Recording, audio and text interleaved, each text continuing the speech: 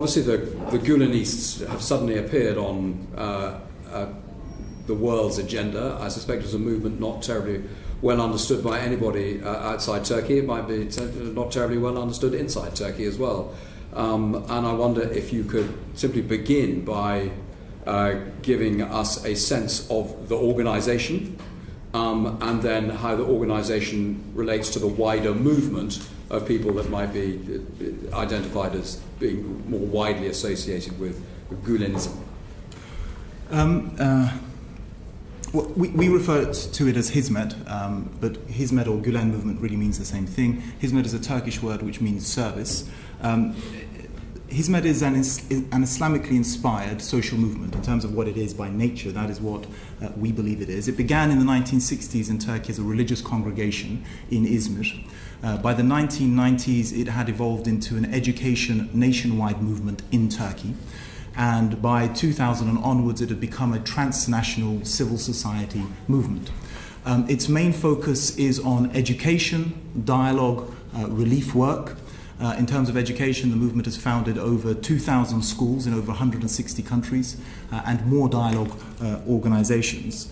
The genius of Hizmet is that it is faith-inspired in its motivation, but it is faith-neutral in its manifestation. In other words, it takes people that are religiously inspired, takes that and channels it towards inclusive projects that don't target on the basis of ethnicity or religion, but targets on the basis of wider society's needs. Its aim is to really answer the question, a central question, which is what does it mean to be a Muslim in the 21st century?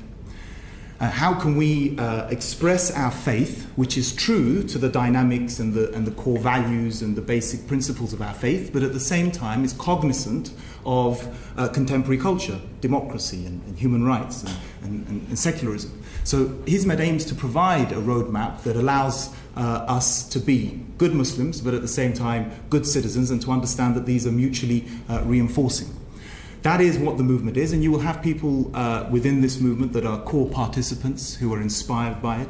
There are people that... What is a core participant? Well, somebody who is inspired by it, is moved by it, and believes that they should positively contribute to it in a way in which they can. So it's somebody that typically will give some time if they have it, or if they can't give time, they might support it financially, or if they can't do that, they may do it through expertise. It's something that, it's a very personal matter, and social movements are usually matters of personal affiliation. It's not a membership, it's not a party, it's not a corporation where you have clear membership, and we don't have that. It's free entry and it's free exit. So people that feel positively moved by it and want to support it will do, and people that don't, won't, and that's perfectly okay.